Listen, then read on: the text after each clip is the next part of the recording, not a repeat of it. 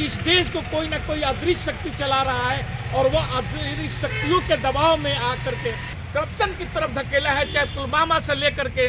आप चाहे या राफेल का मामला से लेकर के या और भी जितने भी देश की संपत्तियों को कौड़ी के दाम में और उसके बदले में मतलब कि जमीन लो, इलेक्ट्रॉल बॉन्ड दो,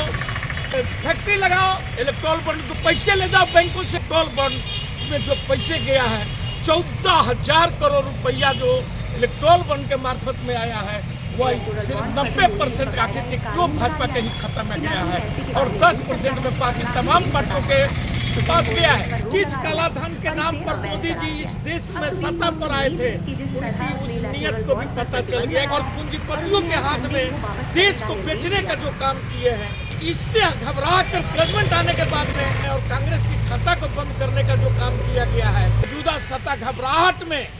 उनकी सांसें फूल रही है क्योंकि सारे सर्वे करा करके देख लिए हैं कहीं से भी 200 और 220 से ऊपर नहीं जा रहे हैं।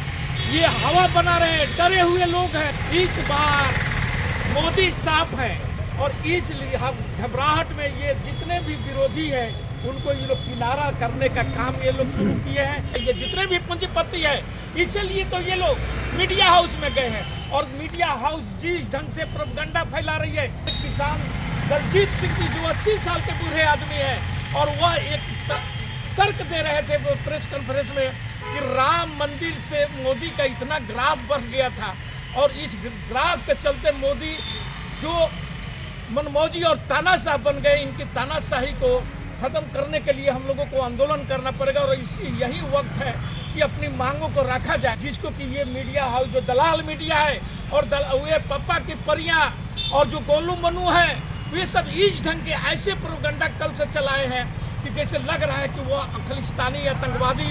व्यक्ति कुछ बोल गया है और मोदी को बर्बाद करने के लिए वो लोग बोल रहे हैं। कोई भी विपक्ष को बर्बाद करने का काम नहीं करता था लेकिन यह इतिहास इन लोगों के नाम लिखा जाएगा, मोदी और भाजपा के नाम से लिखा जाएगा जो कि विपक्ष को ये लोग बर्बाद कर करके और देश में एक तंत्र लाना चाहते हैं। इस देश के लोकतंत्र को ये लोग खत्म कर देना चाहते हैं। चोर जो होता है वो दूसरे को चोर चोर चोर साबित करने के लिए जोर जोर से चिल्लाता है और जाकर के दूसरे के घर पे चोरी कर लेता है। वही हाल आज देश में हो रहा है। आइए हम के जितने भी हमारे दर्शक हैं आइए उनका पुनः स्वागत करते हैं इस शुभ संध्या पर। और आज मैं अपने दर्शकों को बता दूं कि जिस इलेक्ट्रॉल बॉन्ड को लेकर हमारा चैनल लगातार न्यूज़ चलाता रहा और लगातार मजबूती के साथ ये बातों को रखता कि यही है असली काला धन जिसको आज कहीं ना कहीं आज पूरा भारत की जनता देख रही है। माननीय CJI chief justice of India ने आज फैसला सुनाया कि यही है काला धन और इलेक्ट्रॉल बॉन्ड को पूरी तरह से धत्ता बता दिया। हमारे विभाग वक्ता रवि रंजन जी पूरे मजबूती के साथ 10-15 एपिसोड में एक ही बात कहते कि भारतीय जनता पार्टी का काला धन यही है इलेक्ट्रॉल बॉन्ड। रवि रंजन जी विस्तार करें। देखिए चंडीदा बहुत अच्छा जजमेंट आया है और सुप्रीम कोर्ट का जो आखिरकार सुप्रीम कोर्ट वह निर्णय लिया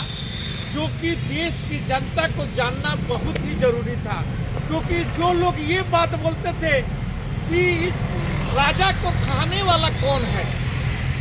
कि किसके लिए ये पैसा कमाएगा, लेकिन यह इलेक्ट्रॉल बॉन्ड साबित कर दिया कि यह राजा अछूता नहीं है, हरिश्चंद्र नहीं है। यह राजा बोला जाता है ना कि कंबल ओढ़ करके घी पीने वाला राजा जो कि इलेक्ट्रॉल बॉन्ड के रूप में जो देश के तमाम लोगों का पैसा को जिस ढंग से लूटने का ये काम किया है और ये उजागर जो सुप्रीम कोर्ट किया है, सुप्रीम कोर्ट इसको असंवैधानिक मानते हुए जबकि बार बार यही भाजपा बोलती थी कि इलेक्ट्रॉल बॉन्ड साफ सुथरा ये बॉन्ड है और इसमें कहीं पर भी किसी प्रकार की घपला की गुंजाइश नहीं है। लेकिन कल सुप्रीम कोर्ट का आदेश में यह साफ साबित हो चुका है कि यह मनी लॉन्ड्रिंग का सबसे बड़ा और जिस कालाधन के नाम पर मोदी जी इस देश में सत्ता पर आए थे उनकी उस नियत को भी पता चल गया कि वे लोग किस ढंग से देश को गुमराह कर करके और पूंजीपतियों के हाथ में देश को बेचने का जो काम किए हैं और तमाम चीज लोगों के सामने आ चुका है और इससे घबरा करके इस जजमेंट आने के बाद में और आज जो कांग्रेस के साथ में जो ये लोग व्यवहार किए हैं और कांग्रेस की खाता को बंद करने का जो काम किया गया है जो कि आप जानते हैं, और इनकम टैक्स के उन अधिकारियों को भी पता होना चाहिए कि महीना दिन और 1.5 महीना यदि कोई चीज़ का रिटर्न जमा करना देरी हो जाना और इतनी बड़ी सजा दे देना, आज तक के इतिहास में जैसे कि राहुल गांधी को ये लोग सजा बिना न्यायपूर्ण तरीके से सजा दिलाया था, उसी ढंग से इस खाता को जो बंद किया गया है, इनकम टैक्स के खाता को, क्योंकि जो उस समय का रिटर्न जमा हुआ था, जो कैश पैसा जो सांसद और जो विधायक थे वे लोग पैसा जो दिए थे वे कैश में आया था, और उसके लिए आप इतने रुपये का 210 करोड़ रुपये का जुर्माना लगाइएगा और खाता सीज कर दीजिएगा। इसका मतलब कि कहीं ना कहीं से अदृश्य शक्तियाँ, जो मैं बार बार आपके चैनल पर मैं बात बोलता हूँ कि इस देश को कोई ना कोई अदृश्य शक्ति चला रहा है, और वह अदृश्य शक्तियों के दबाव में आकर के, और कांग्रेस की, क्योंकि जिस ढंग से राहुल गांधी न्याय यात्रा जो निकाले, और न्याय यात्रा के बाद से मौजूदा सत्ता घबराए हुए है, और मौजूदा सत्ता घबराहट में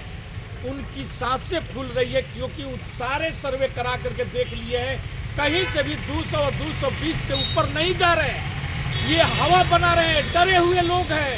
ये इतने डर गए हैं उनको, इसलिए ये 400 का नारा लगाते हैं, 400 पार के नारा लगाते हैं, क्योंकि इनको मालूम है कि इस बार मोदी साफ है, और इसलिए हम घबराहट में ये जितने भी विरोधी हैं उनको ये लोग किनारा करने का काम ये लोग शुरू किए हैं। अब देख रहे हैं कि तमाम पक्ष के लोग हैं किसी न किसी गलत सलत आरोप लगा करके, और ईडी सीबीआई को, क्योंकि उनके हाथ में ईडी सीबीआई है, और उसके बल पर जहाँ तहाँ की सरकारें गिरा जा रही है, चाहे नीतीश कुमार की सरकार हो या आपके झारखंड की हेमंत सोरेन की सरकार हो। हेमंत सोरेन तो चैलेंज कर रहा है कि भैया यदि मेरे नाम पर एक रजिस्ट्री दिखा दो, मैं उसी दिन इस झारखंड को छोड़ करके चला जाऊंगा, राजनीति छोड़ दूंगा। लेकिन ये लोग कहीं ना कहीं के यहाँ की तार वहाँ की तार, इधर से उधर, मतलब कि ये खेला चुनाव तक चलेगा। किसी न किसी विरोधियों को इसी ढंग से हरास किया जाएगा, जैसे कि 19 के चुनाव में भी आप देखे थे कि बडरा को किस ढंग से ये लोग परेशान किए थे, और जितने दिन तक चुनाव चला था, लेकिन उस पर आज तक एक FIR नहीं दर्ज हुआ, क्योंकि उस समय टीवी चैनल ऐसा दिखाता था ये जितने भी पूंजीपति है, इसीलिए तो ये लोग मीडिया हाउस में गए हैं, और मीडिया हाउस जिस ढंग से प्रोपगंडा फैला रही है। कल का एक आपको कहानी बतलाता हूँ कि किसानों के साथ में एक किसान दलजीत सिंह जी, जो 80 साल के बूढ़े आदमी हैं, और वह एक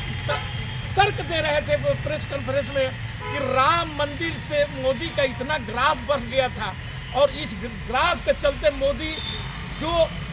मनमौजी और तानाशाह बन गए, इनकी तानाशाही को खत्म करने के लिए हम लोगों को आंदोलन करना पड़ेगा, और यही वक्त है कि अपनी मांगों को रखा जाए, जिसको कि ये मीडिया हाउस जो दलाल मीडिया है, और वे पप्पा की परियां और जो गोलू मनु है, वे सब इस ढंग के ऐसे प्रोपगंडा कल से चलाए हैं कि जैसे लग रहा है कि वो खालिस्तानी आतंकवादी व्यक्ति कुछ बोल गया है, और मोदी को बर्बाद करने के लिए वो लोग बोल रहा है। इस देश में आज तक कोई भी जो 70 साल का यही मोदी जी जो बोलते थे, कोई भी विपक्ष को बर्बाद करने का काम नहीं करता था, लेकिन यह इतिहास इन लोगों के नाम लिखा जाएगा, मोदी और भाजपा के नाम से लिखा जाएगा, क्योंकि विपक्ष को ये लोग बर्बाद कर करके और देश में एक तंत्र लाना चाहते हैं। इस देश के लोकतंत्र को ये लोग खत्म कर देना चाहते हैं, और उसी कड़ी में चाहे वो राहुल गांधी हो या तेजस्वी यादव हो या हेमंत सोरेन हो, ये तमाम जो आपका जो केजरीवाल है, इन लोगों पर इस ढंग की, और क्योंकि जानते हैं जो चोर होता है मोदी के देख रेख में, ये जो इलेक्ट्रोल बॉन्ड का जो धंधा हुआ, और जिसमें एक ही पार्टी के नाम से सारे पैसा गया है, और उसको छिपाने के लिए, कांग्रेस को बदनाम करने के लिए आज जो कदम उठाया गया है, वो पूरा देश देख करके सन रह गया है कि किस ढंग से चोर जो होता है वो दूसरे को चोर चोर चोर साबित करने के लिए जोर जोर से चिल्लाता है, और जाकर के दूसरे के घर पे चोरी कर लेता है। वही हाल आज देश में हो रहा है, क्योंकि मोदी को मालूम हो चुका है कि यदि हम इस चुनाव में हार गए, ये 24 का चुनाव हम नहीं जीते, तो इस देश में हमारा रहना भी मुश्किल हो जाएगा, क्योंकि इतना ज़्यादा इस देश को करप्शन की तरफ धकेला है। चाहे पुलवामा से लेकर के आप चाहे या राफेल का मामला से लेकर के या और भी जितने भी देश की संपत्तियों को कौड़ी के दाम में, और उसके बदले में मतलब कि जमीन लो, इलेक्ट्रॉल बंड दो, फैक्ट्री लगाओ, इलेक्ट्रॉल बंड दो, पैसे ले जाओ बैंकों से, बैंकों की कंगाली की हालत में पहुंचाने वाला, और उसके बदले में इलेक्ट्रॉल बंड में जो पैसे गया है 14,000 करोड़ रुपया जो इलेक्ट्रॉल बंड के मार्फत में आया है, वह सिर्फ 90% आखिर के क्यों भाजपा के ही खाता में गया है और 10% में बाकी तमाम पार्टियों के